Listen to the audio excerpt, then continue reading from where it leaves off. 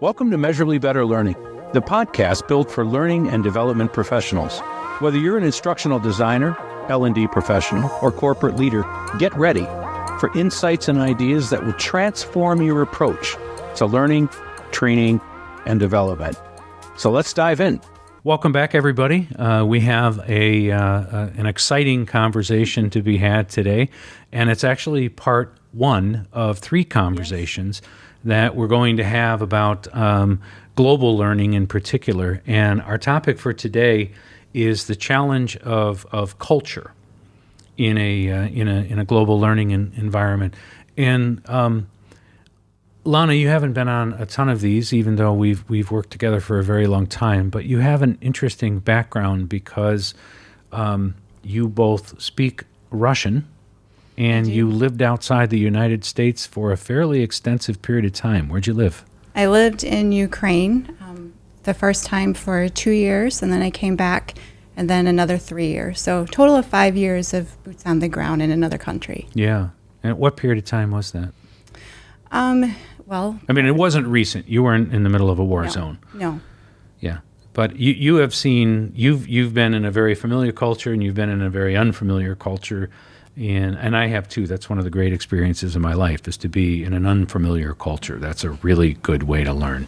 But what we're going to talk about today is culture and how it has an impact on learning in the context. It's the longest sentence ever. In the context of a global company or organization. So, can you kind of explain what you mean by culture?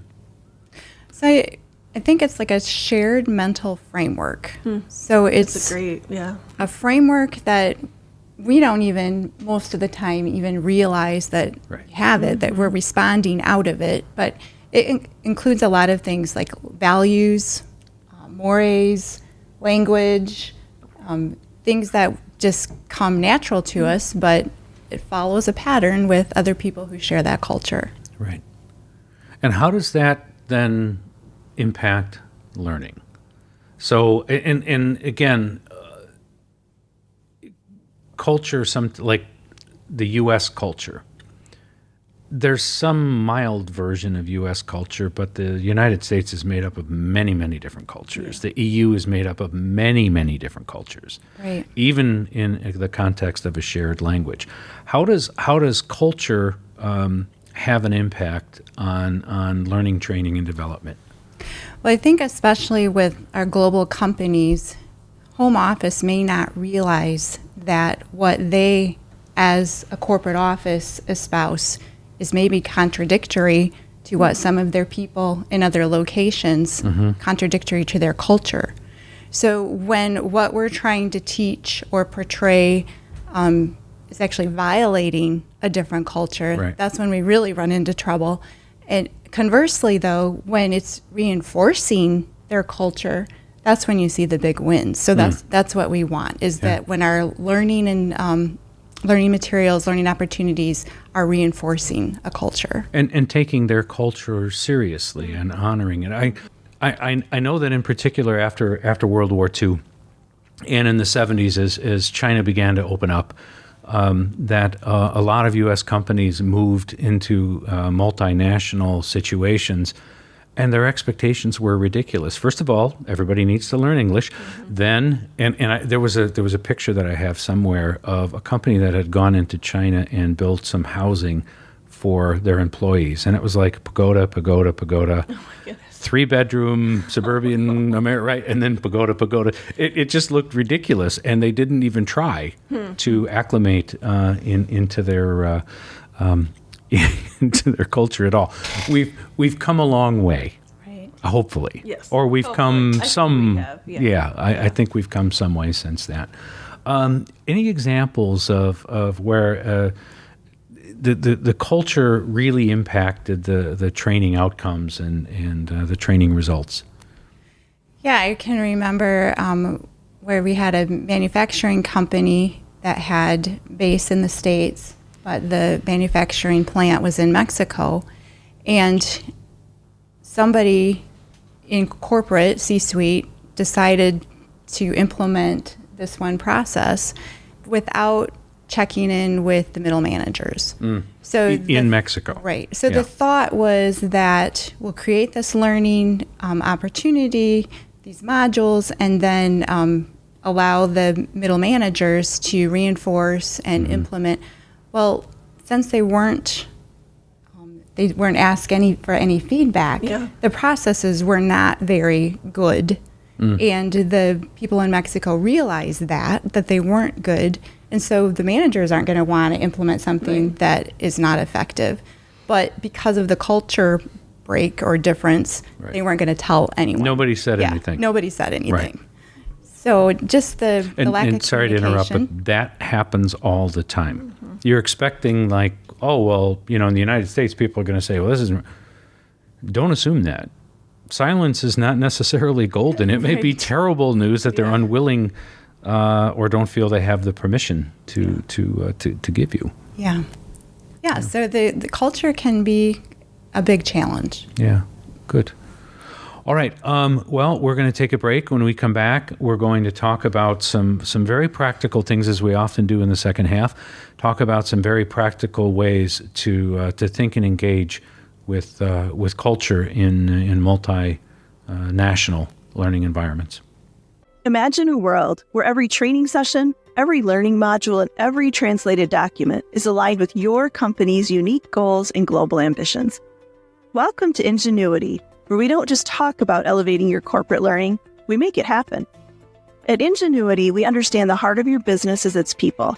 That's why we specialize in creating custom learning solutions and translation services that are not just effective, but are designed specifically for your business's global needs. Let us show you how learning cannot be just better, but measurably better, with solutions tailored just for you. Learn more in the description below. So, Lana, I think you've made this easy to understand, and I think the tips that you have and the takeaways are all starting with the letter R. So walk us through some practical tips for dealing with cultures inside of a global company. Yeah, the first one is all about relationship, which, surprise, surprise, that's a very important R in most situations. But Miriam, do you have any thoughts about relationships? Yeah, I mean, if at all possible, we want to find stakeholders in those global regions that are willing and interested and motivated to participate. But more than that, I mean, it needs to be authentic, right? I mean, you want to get to know them. I know internally we developed some training for a portion of our company that was located in the Philippines. But one of my greatest privileges was to get to know them personally. One's on maternity leave or just different kinds of, to get to know them personally. So again, that also speaks to if you're working with a culture where people may not want to speak up about something, but if you have a real and authentic relationship, they may be more willing to say, like, Miriam, that was a terrible idea. Right. But they have to trust you to be able to say that and feel the courage to say that. Yeah. And I think it's, if you're contacting them outside of a project, so the relationship isn't transactional. You've moved into an authentic kind of relationship where trust, it isn't just I need A and you need B and we're gonna transact business, that it's actually actually personal. Well, let's talk about, so that's one R. What's R2? R2 is relevance. Okay. So we do want, regardless of a learner's culture, we want our learning to be relevant to them. Okay. And so that's where it gets a little tricky, because you may have very different learner profiles, but you can do things like chunking it into smaller units and then allowing certain learners to take part of your whole learning program, and making it in smaller chunks. You can use little sidebars, like click to learn more kind of things. But the main thing is just the framework that you approach it is that you're not assuming that all your learners have the same needs. So even being aware of that, you've already started down the road to making it relevant. Okay. This is a bit more of a development question, I guess. Past as well. No, I guess it involves design as well. But for the relevance, not only is the content relevant to me and my role, but I kind of want to know if the people that I see, do they look like me, right? Do the buildings that I might be showing, does the B-roll or the graphics, are they relevant to me in my situation? So because sometimes you can have correct content and a really big miss because somebody's taking something and they know that this wasn't really built for them. And that's where you come back to a relationship, because if you have strong relationships, to somebody that will push back a little bit, they will say, hey, Miriam, all this stuff is right, but you really missed you missed the boat here. So, okay. All right, and the third one.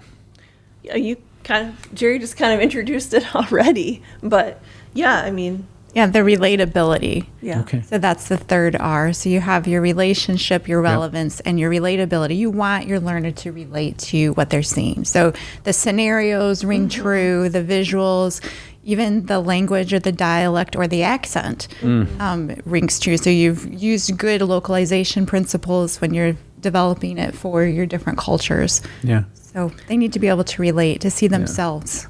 I think we work with a client now where some of it is in English, but even at that, we talk about, well, where are your learners? Yes, it's being written and they're hearing it in English, but can we have an accent that feels much more authentic to their portion of the world? And I think we often kind of miss that. I think, it's in English, it's fine, whatever. But no, you can even be more relatable by creating, having voiceover or now AI voice too, but that is more authentic to the portion of the world where your learners are taking that from. Yeah. Is it Coke, pop, or soda? Well, there's that. Right, yeah. Yeah. Well, and it bleeds over into entertainment. Sometimes I'll watch movies on something or a documentary on something I'm completely unfamiliar with, simply because I'm completely unfamiliar with it. But the stuff that really tends to move people, I think, is when they identify with a character, right? And we use that exact word. I can relate to when she was going through this. I can relate to when this happened to him. And it might be something that you've experienced in the past, or it might be something that you're in the middle of right now. Right? That's the stuff that makes you tear up a little bit, because you think, oh yeah, it's really good to see somebody else relate to it. So, yeah, well, good. Well, Lana and Miriam, thank you so much, and I look forward to our next conversation. Great, thank you. Thank you. Before we wrap up the show, if you're looking to dive deeper, we've got tons of free downloads, L&D resources, and details about upcoming webinars that you won't want to miss. They're found in the episode description. Plus, if you ever want to chat with either one of us, now's your chance. You can find links in the episode description to connect directly with Miriam or me. We're here to answer your questions and to discuss all things learning and development. And speaking of questions, we love hearing from you. Whether it's a question or a comment or a topic you're curious about, or if you just want to join the conversation, drop us a comment on your favorite social media channel. Your input shapes our shows.